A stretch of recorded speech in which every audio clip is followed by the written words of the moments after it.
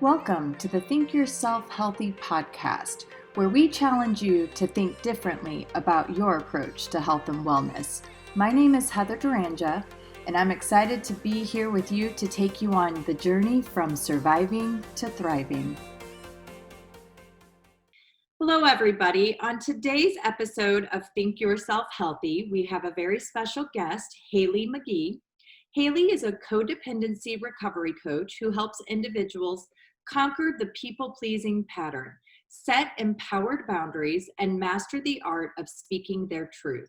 Certified by Erickson Coaching International, Haley has helped over hundreds of clients throughout the U.S., Canada, South Africa, France, Ireland, Yemen, and more break free from the shackles of codependency. She has facilitated groups coaching sessions for employees at WeWork, Amazon, and a variety of other businesses. And she's had the pleasure of appearing on a variety of podcasts, including Quintessential Being, Beyond the Pink Cloud, and Gold with Jeanette Schneider. Haley, I'm really excited to have you with us today. Thank you so much for joining us. Thanks, Heather. Stoked to be here. It's going to be a good chat.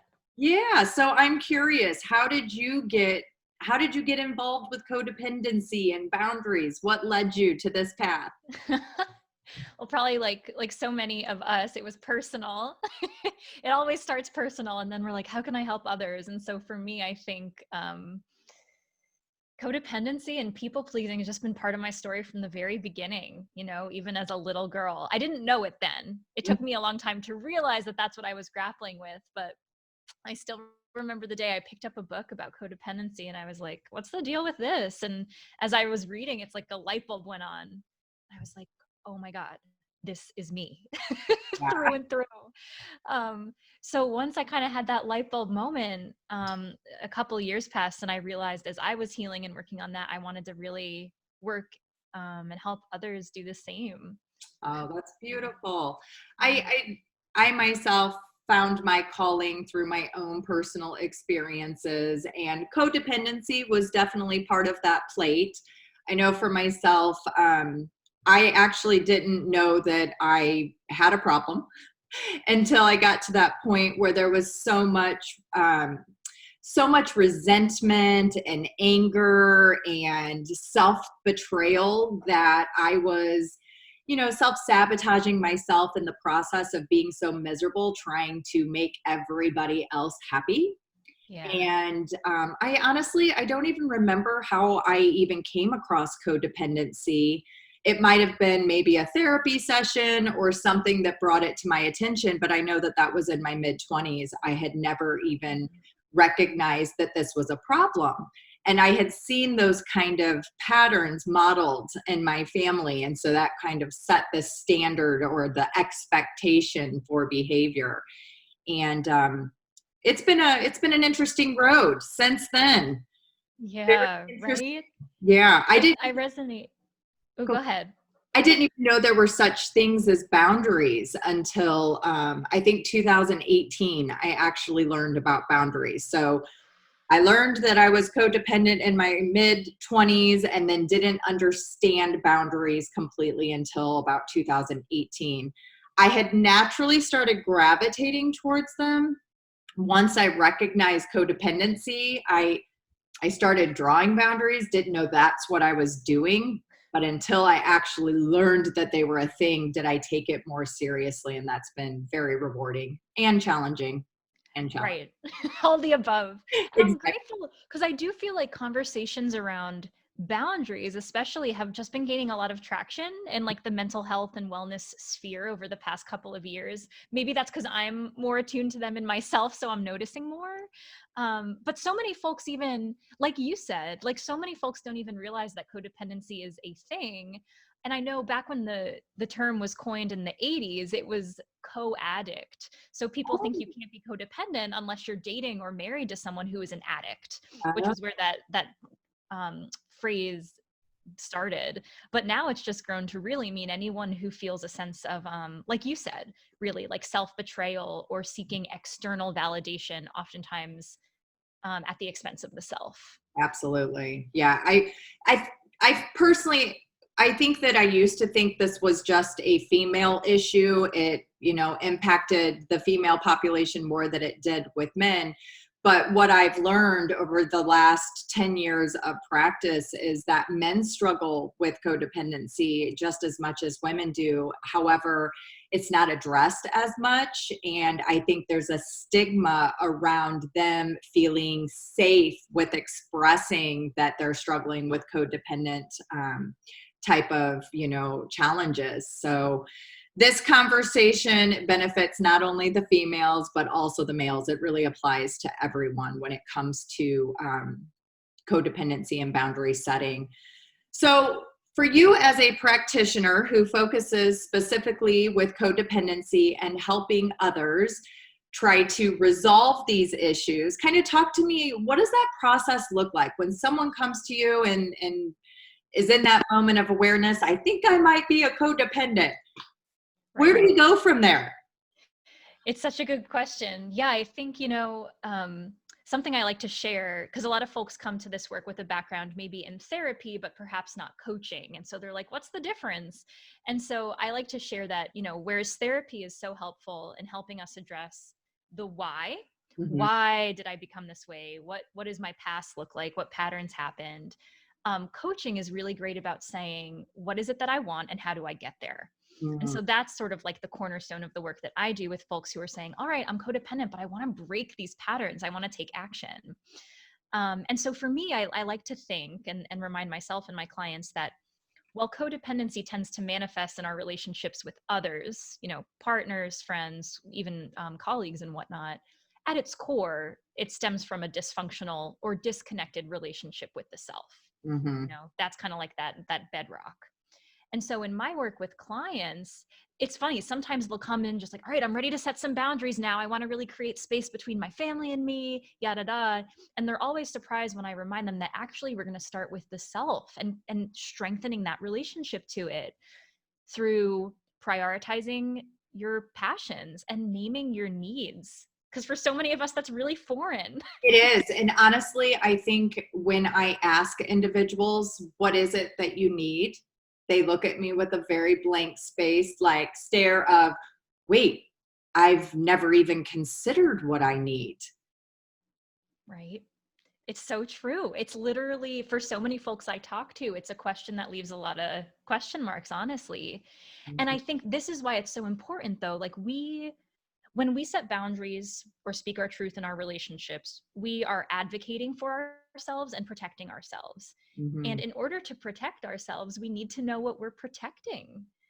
We need to know, what is my identity? What are the values that I hold dear? And just what really matters to me. Mm-hmm. And so through answering those questions first, we become better able to bring that self to our relationships with others. Yeah, that's fabulous. As I'm thinking about it, we might want to explain to the listeners who maybe are not aware, like I wasn't, what codependency actually is. Can you give us kind of a snapshot, summary of what codependency actually qualifies? Yeah, absolutely. And I know it's funny, there are like a million definitions of varying degrees online, but the one that resonates most with me is this idea that codependency is a behavioral condition in which someone with a low sense of self-esteem relies heavily on external validation for a sense of worth and value. And so if listeners are like, oh man, does that relate to me? You can ask yourself questions like, do I really struggle to say no? Is it hard for me to speak up for what I need? Do I find myself often feeling victimized or resentful in my relationships with others?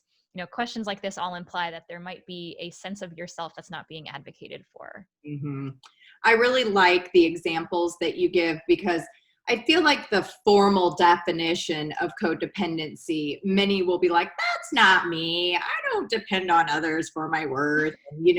Those are hard things for us to truly admit to ourselves. And so it's easy to dismiss that kind of definition, right? But when we start to ask ourselves those questions, am I feeling resentful? Do I get angry? Am I feeling disconnected from myself? Am I seeking approval from others? All of the sudden, the brain's like, okay, maybe I need to think about this a little more. Maybe I need to do some reflecting here. So I appreciate those examples that you offered. I think it helps kind of give us a better idea of what codependency can actually look like if we don't think we fall into that category. Right. But I completely relate to that because the labels can sound so stigmatizing and big and heavy. But really, yeah, it's all about these little things. Like, especially if you're someone who finds yourself like playing the role of caretaker or martyr or Mhm. fixer in your relationships with others. Like, these are all just little signposts that there might be something deeper going on. Yeah, absolutely. I know one thing, and myself included, I was a stay-home mom for 14 years of my life, and I got to be home and raise my children. But there was an immense amount of guilt and shame that came with that job role because there were other friends of mine who weren't able to stay home with their children. And so I felt guilty that here I am with this opportunity. Um, I wasn't contributing to the family budget. I wasn't bringing in an income. So there was a sense of guilt and shame around not feeling confident with allocating resources and funds towards things that I truly wanted to do. And so I found myself just in this really dark place of trying to justify my means of being a stay at home mother by doing for everyone else and not receiving anything in return. I wouldn't allow myself to receive because of that guilt and shame. I didn't feel that I was worthy and deserving of, getting a babysitter and having an afternoon out to myself or going and getting my nails done. There were a lot of limitations that I guess I wouldn't say it was intentional, but there were a lot of limitations that I placed upon myself because I assumed this role of stay-home mom and felt a lot of guilt and shame about it. And so I tried to overcompensate by making everyone else happy so no one could question my role as this stay-at-home mom. And in the process of that, it just really, destroyed me. And then when my children were grown and no longer at home and dependent upon me, there was a complete loss of identity, a complete loss of identity. And at that time, I remember, just trying to numb myself out with, wine, beer, or whatever it could be to try and just feel something, but not the loneliness and the emptiness that I was experiencing at that time. And so that was quite a revelation. And I think that there's a lot of individuals out there that struggle with this, and not just women, because men are assuming the role of being stay-at-home dad just as much as women are. So I think that this is a population of individuals that really can tend to fall more into that codependent type of trap. Absolutely. Thank you so much for sharing that. I resonate with so many parts of that story. And I think something key I heard in what you shared was the pervasive nature of guilt. And Mhm. I actually feel like that's wicked powerful because guilt, when we feel guilty, which so many of us recovering codependents, it's kind of like one of our natural states of being. It's like guilt at taking up space, guilt at saying too much, guilt at saying too little, guilt at not making enough money, all of these things. um which really guilt is like, it's just another way of saying I'm not enough. And Mhm. so again, it's that sense of overcompensating. And for so many of us, this is something we learned in childhood, like we wouldn't get attention or affection or kindness unless we played the role of people pleaser, parent pleaser, straight A student, all of these things. And it's a shame because the labor that you were doing was extremely valuable and necessary labor. And and so it's hard. I think a lot of folks do struggle with that, especially when their kids leave home, or even I think a lot of folks have that codependency light bulb when there's a transition, when Mhm. they have to let go of something. And I see this a lot in my clients with not only folks maybe like the empty nester, so to speak, but also folks who recently went through a divorce or a breakup, which was where I learned that my codependency was a thing after a really devastating separation Mhm. from a partner that I did not want to end, even though the relationship was pretty unhealthy. And in his absence, I felt completely identityless, precisely like you said. Yeah. It's a frightening place to be. And, I do a lot of work with substance abuse individuals going through recovery. And I want to say almost all of them suffer from codependency. A lot of them grew up in very, dysfunctional households, a lot of codependent narcissism type of dynamics. And they turn to the drugs and alcohol like I myself did. And they do this as a source to feel something.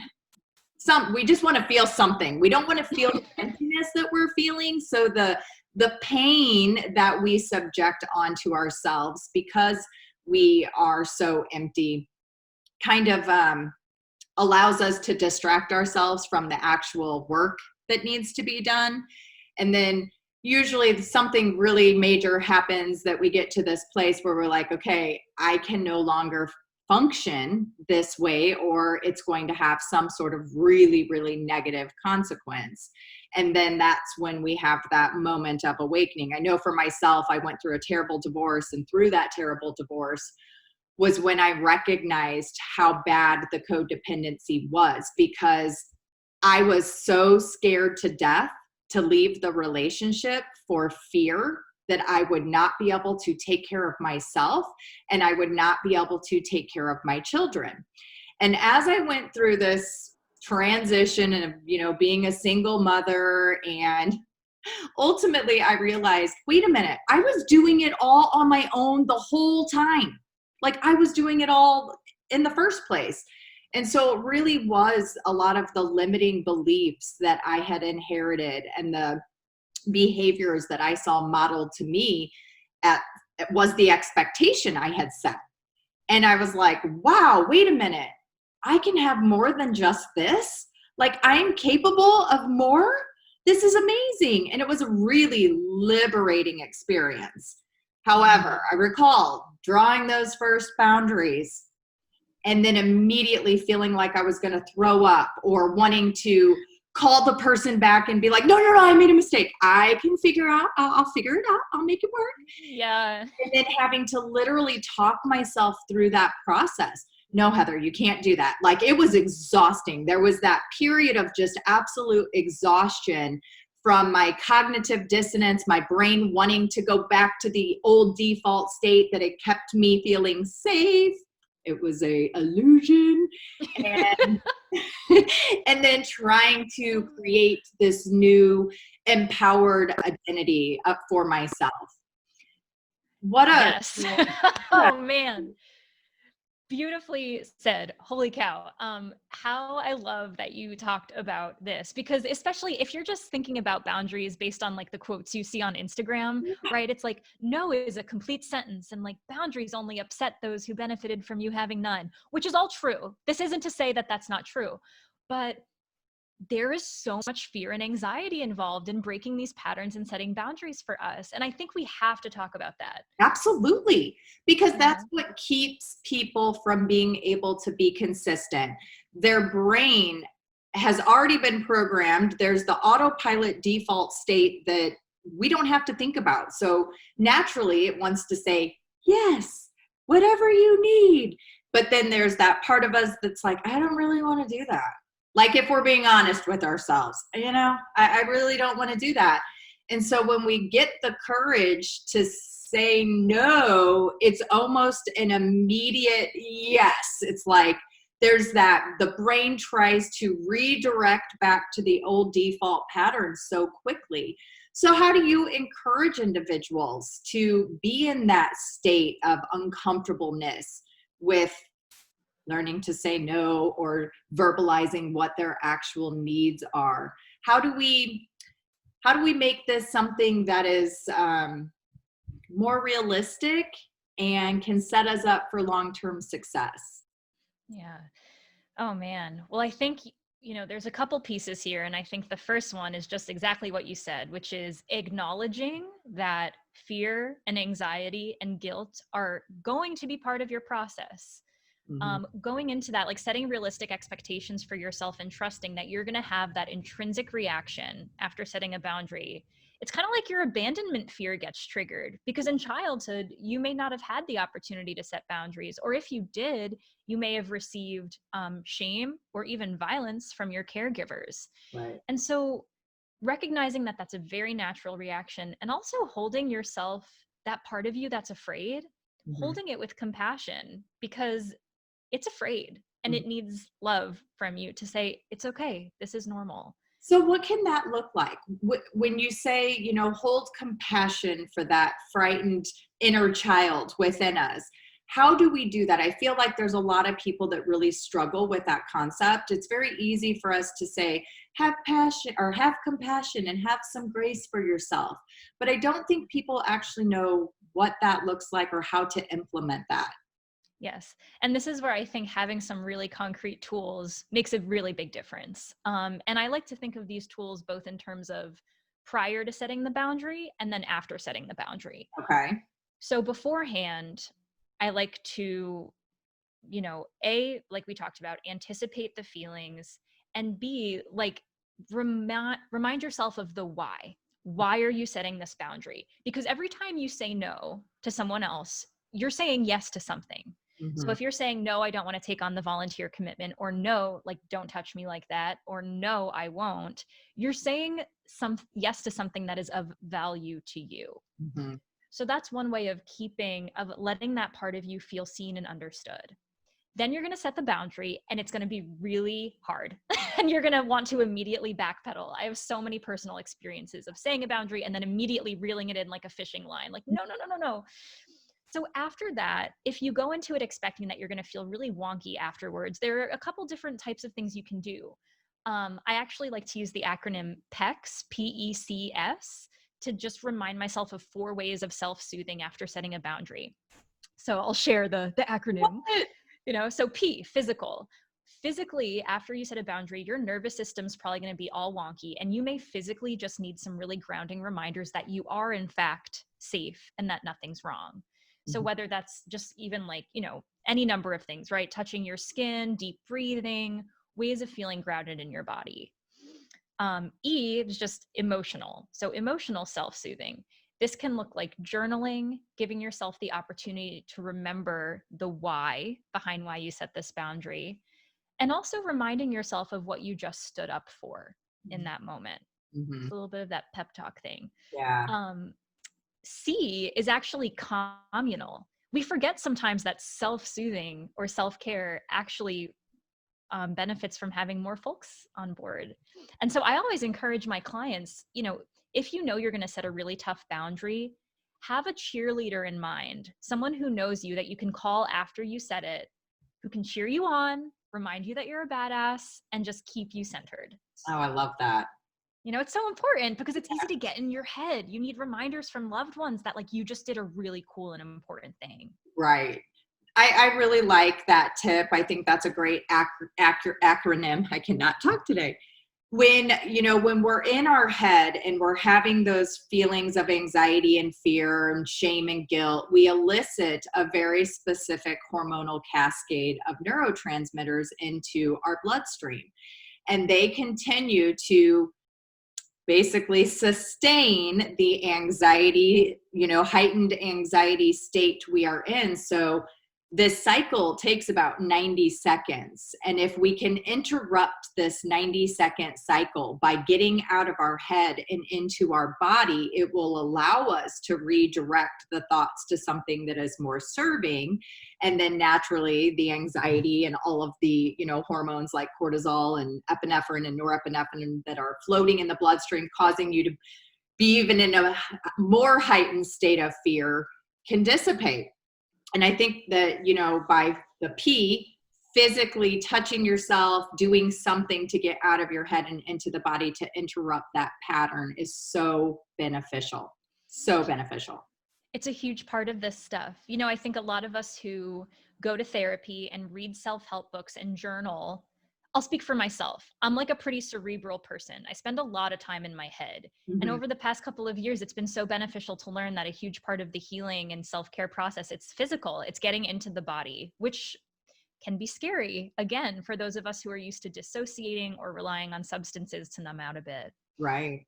Well, when it comes to codependency, I feel that codependency is very similar to having like a drug addiction. Our bodies become very addicted to the emotional pain that we're experiencing because we do release those brain chemicals into the bloodstream that give us a specific feeling, and our body sets that as kind of its baseline, its homeostasis. Like, this is what is my survival state. And so even though we might be miserable, our bodies don't know good or bad. It just knows this is the baseline, this is the set point. So when individuals start to have the consciousness around, wait, maybe I am falling into these codependent patterns, maybe I am self-betraying, that that window where we have the state of awareness and now we're trying to take the action is so scary.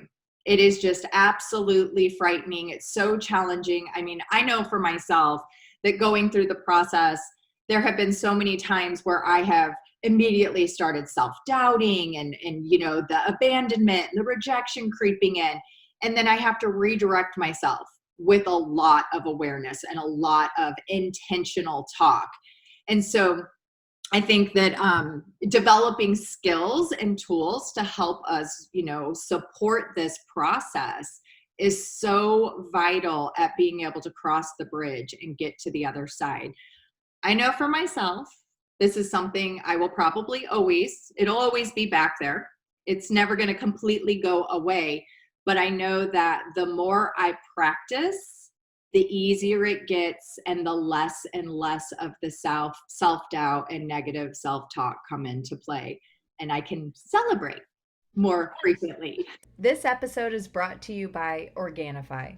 And my friends over at Organifi are hooking you up with 15% off the entire store. Yep, the entire store. All you have to do is head over to Organifi.com and use the code Heather to save some moolah.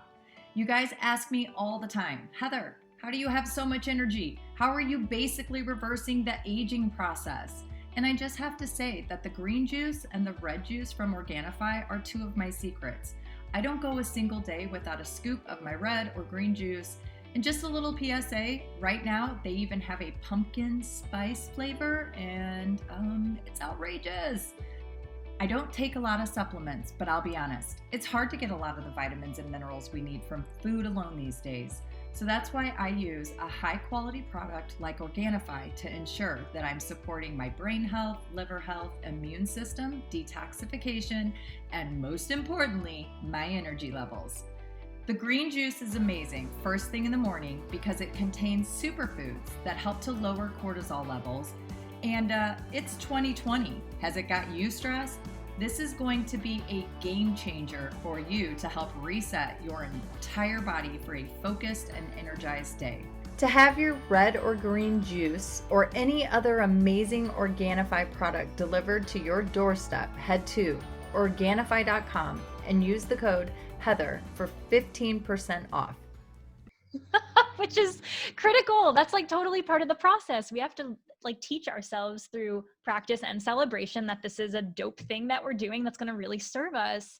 Mm-hmm. And I really appreciate what you said. Well, first of all, just backtracking, love that you offer sort of like these biological, chemical explanations for what goes on in the body. That's so valuable to me to learn more about. And I'm sure the listeners as well. And then B, you mentioned skill building and practice. Mm-hmm. And I love that because I do think that even though this is emotional or psychological territory, we're not used to thinking of it quantitatively, but there are actionable piecemeal steps that we can take to work on this stuff. And that is what all of the coaching with my clients is about. It's boiling down this thing that feels so huge and scary into steps. Mm-hmm. And I like to say to my clients, and you spoke to this just now, like, speaking your truth is like working a muscle.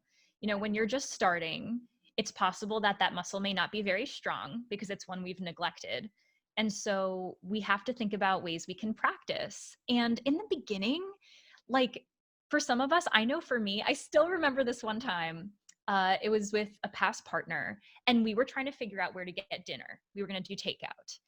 And he recommended getting burritos from this one burrito place down the street. And, secretly it was like fine and everything, but I had a favorite burrito place that was not the same. And I, sucked up the courage and I was like, actually, I would prefer if we got burritos from this other place. And to some folks, this might sound absolutely insane. Like, duh, of course you would say that. But that felt like a victory. Like that was me actively rerouting okay, I hear that you want this, but I want this other thing. And an example like that, it's like, it makes me laugh to say it out loud, but those are ways we can practice in the beginning. I love that. That's such a great piece of advice. Thank you for sharing that. When you're talking about that, I'm in my head thinking back to when I was married and how my ex-husband made all of the decisions around, going out to eat, meals that we would have. And I remember there was maybe one time I had the courage to say, oh, I'd rather do this. And then we went and got the food, and then he bitched and complained the entire time, made it such a miserable experience. I was like, never again will I ever make a recommendation. So when I became single, and I'm really excited to chat with you about this, when I became single and I started dating, I was 17 when I got together with my ex-husband, and I was 33 when I got divorced. So I had never dated. Like, I didn't know what this whole dating thing was, and it was so frightening. And I remember guys, where do you want to go? Da, da, da. And I would always be like, oh, I don't care. It's up to you. And then I was miserable date after date after date. And I'm like, why? Why am I just letting them choose? And then I finally had the courage to start speaking up and saying, why don't we go hiking? Or why don't we meet at the park? Or, trying to come up with things that I would rather do. But through my codependency, I see now how much that really interfered with me actually showing up as who I am, trying to date people. Yeah. So with that being said, I'm still single. And of course, I don't want to fall back to those codependent patterns. So with dating, how do you encourage individuals not to lose themselves to those codependency patterns and be able to maintain supporting their authenticity? Yeah, I think that when we are single, I've heard this from many clients and have felt this way myself. Sometimes those of us who struggle with codependency feel so much better when we're single. We feel calmer, we feel more empowered, we feel more in touch with ourselves because there's not that other person that we are at risk of essentially becoming addicted to, like you said earlier. Mm-hmm. I think to what you just shared about the expressing of desire, I like to remember and remind clients, like, it is our responsibility to express desire and need. When we leave that to someone else, we're pretty much abdicating that responsibility and assigning someone else a ton of labor that's actually not theirs. It's not their job to say what they need and mind read us for what we need. When we expect that, maybe similar to you and your dating experience, I've expected that in the past and become so resentful because I feel like I'm constantly not being taken into account. Mm-hmm. I'm not taking myself into account. It starts at home with me. Yes. Yeah, absolutely. And that resonates so much with me because I can say that I always do feel much better when I'm not in a relationship. There's this sense of freedom. There's this sense of peace. There's not this extra burden that I'm carrying of feeling like I have to accommodate somebody else's needs. And this is something that I've recently recognized, like this, with multiple attempts at trying to be in relationships and recognizing all of the patterns and the triggers and the things. I've now gotten to that state of awareness where, wow, okay, I actually am self-sabotaging relationships unintentionally, well, technically intentionally, because that's what I'm subconsciously doing, but it's almost for safety. It's almost like a thing for safety, to keep myself safe so that I don't lose those pieces of me. I I went through a period in 2017, 18 where I got into a relationship and found myself right back to being a complete and total codependent so badly that it actually put me into a suicidal state. Like I had literally given up every single piece of myself, that I was so lost. I was, the self-betrayal was so immense. I knew that I had to take responsibility for how I had gotten there. Mm-hmm. And that was frightening. It's like, oh shit, I got to go through all this again. Oh man, Right. I gotta redo all of this and admit where my responsibility in this whole thing was. And so I decided to intentionally date myself for an entire year. And this was the first time in my entire life that I had ever been by myself. And this was the first time in my entire life that I had to actually learn to like me. I had to first discover who I was before I even could like myself. It was so scary, but in the process, it was so freaking liberating. It was like the best thing that ever happened to me. And so now I'm in that awkward stage of having the awareness with codependency tendencies and not wanting to fall back into that, place.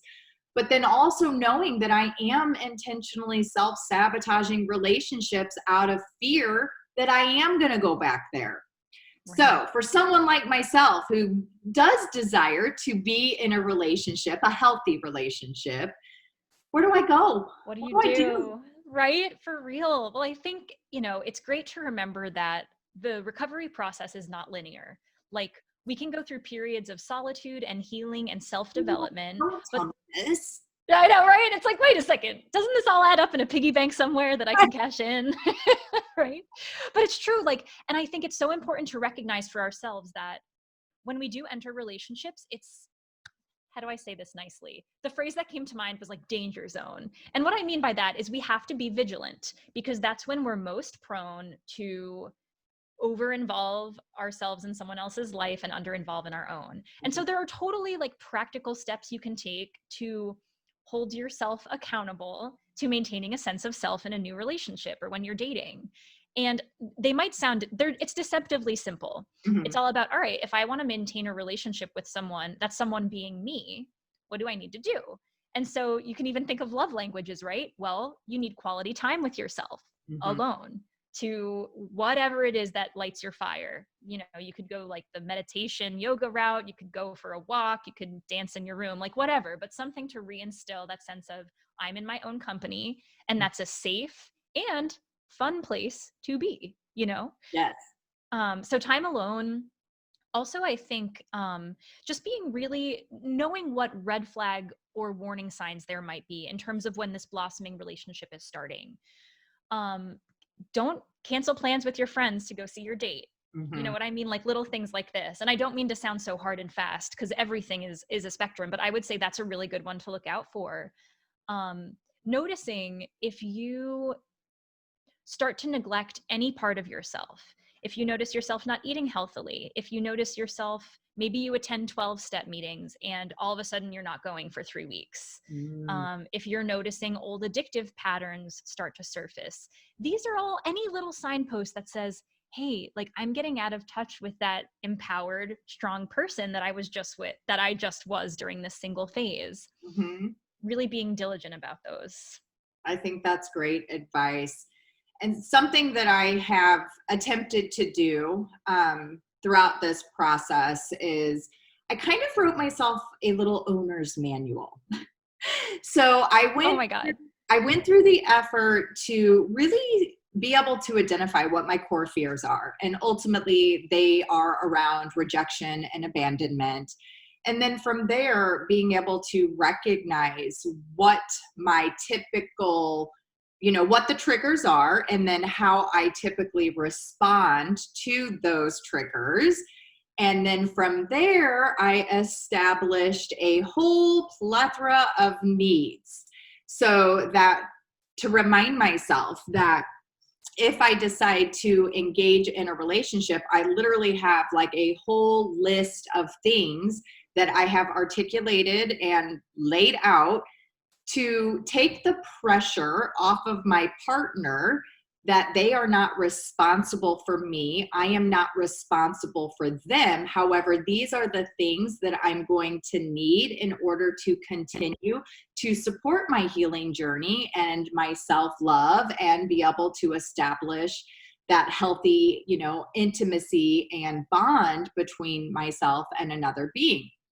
My beings right now are all my rocks. So I'd like to get past the rocks and something a little softer. Right? Oh man, it is wild because I think that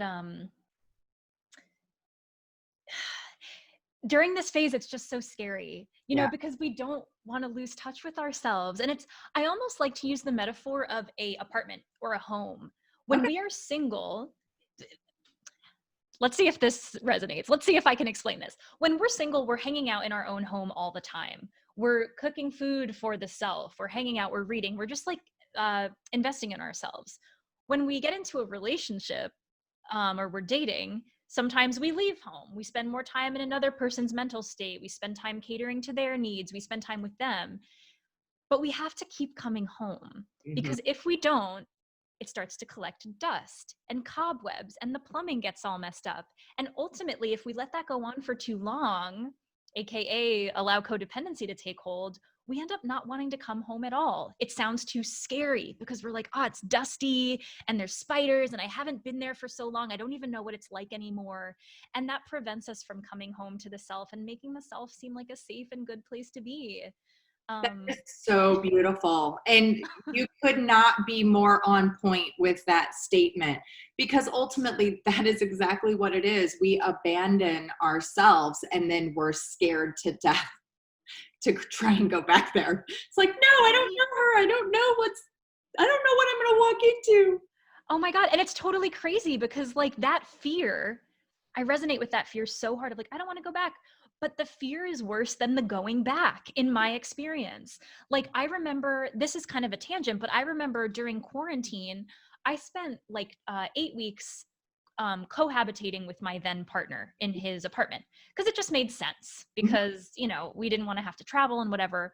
And the longer I stayed in his apartment without coming home to my own space, the more scared I was of doing it. I was like, oh, I can just stay here longer. It's so comfortable here. I'm so at home here. And for some reason, by the time those 8 weeks were up, I was so nervous about returning to my own apartment and being alone with myself. But once I did it, because I had to, it was so much less bad than I expected. I was like, oh my God, I have all this free time. I can cook what I want. I can buy what I want from the grocery store. And so sometimes the fears we have when we're in that codependent place are far worse than the reality of what solitude or being on our own will actually be like. Mm-hmm. I agree with you. And what a great example. I think a lot of people can resonate with that. And I think there's probably a lot of people who were in that boat, especially during this time. People have been stuck together for longer than they've ever spent in their entire lives. And so lots of things. For me personally, 2020 has just been such a blessing. I think that we've really had an opportunity to kind of take a step back, pull down some of the layers of onion and start, looking at what's in front of us and how we can, if we're not content, if we're not happy, what do I actually have control over to take responsibility to start getting where I want to go? And so I think 2020 has been an amazing year. I don't think anything, there's been a lot of stuff, but ultimately, if we can trust in ourselves, if we can just trust in the process and take it one step, one breath at a time, I think many of us who were freaking out, in March have probably gotten to a place where we're like, oh, this is great. I got this. And it's all about that question, which is like the question of what do I have control over and what don't I? Mm-hmm. This is an exercise I do with my clients, like on the first or second session always, because when you really boil it down, there's so much that we think we have control over, that we try to have control over, that we actually just don't. Right. And 2020 has been an excellent exercise in surrendering that illusion of control, I'd say. Absolutely. And I personally, I feel like codependents tend to try to control outcomes more than others because of fear, because of not wanting to be judged and not wanting to be, identified in some sort of negative way, right? So we try, like when I have conversations with individuals and we go through what we can and cannot control and how we're wasting energy in all of the places that we're investing that we actually have no ability to control the outcome, that it's like this mind-blowing moment of, whoa, look at all that energy I was exhausting that I could have been using on myself. Right. Oh God. So true. Right? So part of this process, what are some of the additional growing pains that you can speak to kind of help others identify if they are currently going through the process or maybe thinking about going through the process of releasing themselves from codependency?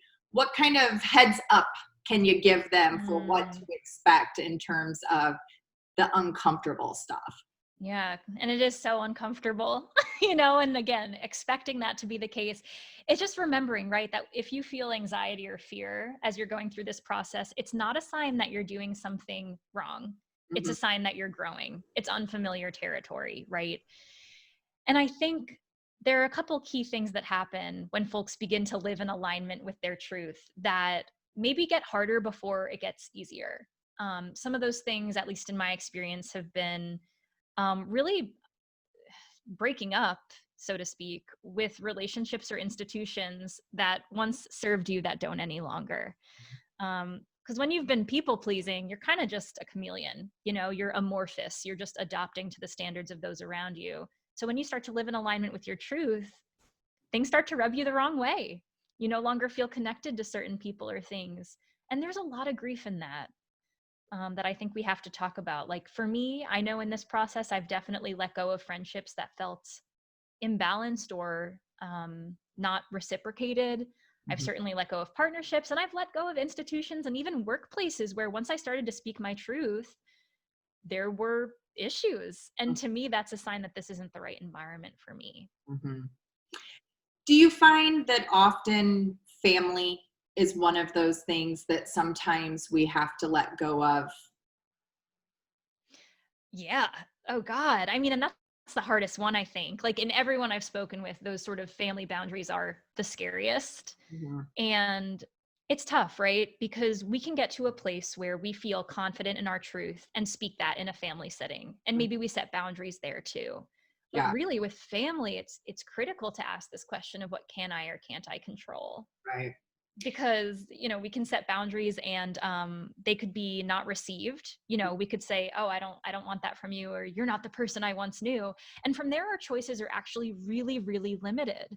We can choose to carry on in the unhealthy way, or we choose to create space and distance, which could be in the form of only seeing family so many times a year, choosing not to communicate over text, or even just severing those relationships with family. Yeah. I know for myself, unfortunately, this is something that was very hard, but necessary.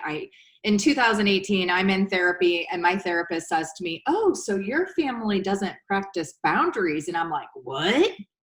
What do you mean?" And she starts giving me examples. I'm like, oh, okay.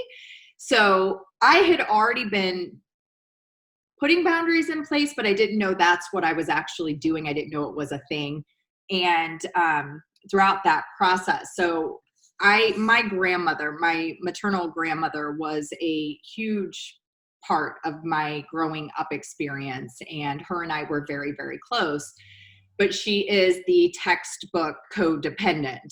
I mean, it's bad. She's the martyr. She's, the people pleaser. I mean, everything.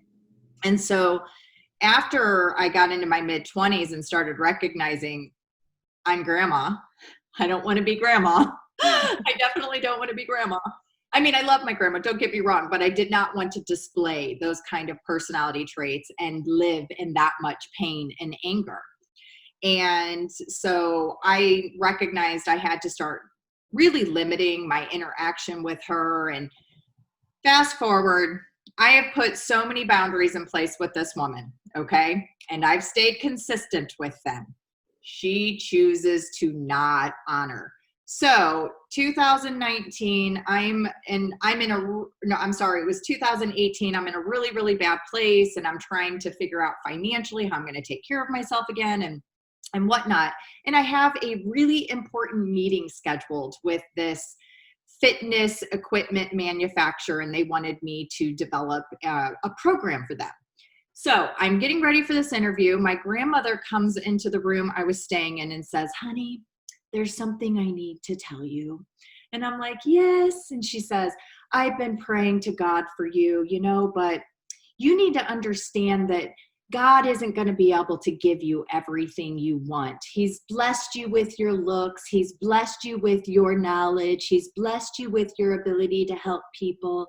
But he just can't give you love, and he can't secure your finances." And I looked at her and I said, "Get out. I am not listening to this bullshit. This is the biggest pile of crap I have ever heard." And I was like, shame on you for trying to discourage my confidence before I have to go step up into this very important meeting to secure my financial stability. I was like, I refuse to accept anything you just declared as my truth. That might be your truth, but it's not mine. And then I had to cease communication with her and have decided that she just can't get it. I understand that she's set in her ways and whatnot, but it doesn't align with how I want to feel. So I'm not going to subject myself to that. So she just had a birthday and I realized, this could be one of the last birthdays. So I decided that the safest way for me to communicate was to have all of my daughters, everyone in the room, and we would all call at one time and wish her a happy birthday. And it worked out really well. There were no negative conversations. The things that are off the table for me were not brought onto the table. So in over 2 years, with my consistency, this was the first time she actually honored the boundaries. So Wow. I just have to keep that kind of my baseline and accept it for what it is. And I will always love her, but I don't have to subject myself to that. And, That's right. That's that right. that was a huge win, huge celebration for me. I can only imagine. I mean, what a story, especially if she was kind of like a fundamental part of your upbringing. Yeah. And it's complicated. And what I like about your story, I love a lot of it, but especially this idea of you set this firm boundary and then 2 years later or whatever, you were able to find a way of engaging that felt safe. And it's just to show boundaries, they're kind of like living things, depending on how safe you can feel. And if with time a relationship begins to feel safer or you find new ways of engaging that feel safer, you can maybe relax the boundary or stiffen it depending on what's needed. And so it's nice to remember that these decisions aren't always necessarily permanent either. Yeah, that's such a great point. Thank you for bringing that up because that is true.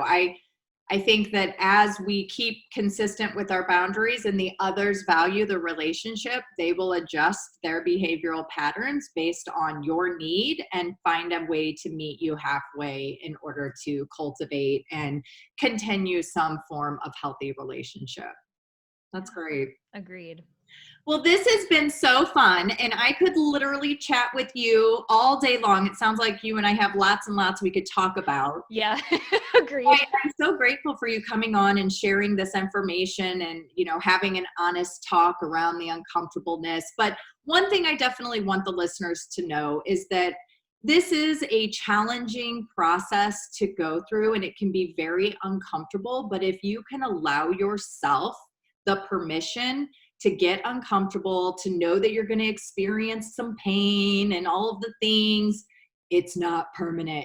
And the empowerment and the love and the relationship that you are able to establish with yourself just radiates into all of the other things in your life. And it is just such an amazing thing to experience. I don't know why anyone wouldn't want to do it.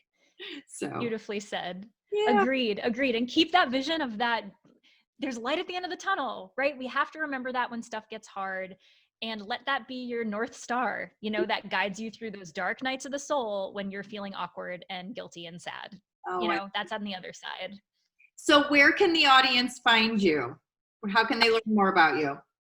Yeah, the best place is probably my website, HaleyMcGee.com. And then I keep, there's a great community on Instagram. You can follow me on my handle there, where folks are always talking about the boundaries they're setting and the truths they're speaking. And it's just a really supportive and inspiring community. So those are the two best spots. Yeah, if you guys are not following her on Instagram, I encourage you to head over to her page, Haley Page McGee, and you are going to not want to miss out on all of her amazing quotes and tips. And I absolutely adore your Instagram page. So I'm very fond of you and the work that you're doing. So thank you so much for being you and showing up and helping guide others to living their best life. It's such a beautiful thing. So thank you. Thank you so much, Heather. Thanks for this chance. I learned so much from you today. I need my notepad to document notes after. So thanks again.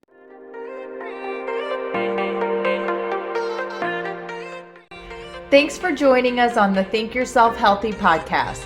Make sure you leave a review and let me know what you think. I love reading your feedback. Come hang out with me on Instagram at Heather Duranja, and don't forget to take a screenshot that you're listening to the podcast and tag me. I love to share it. See you on the next episode.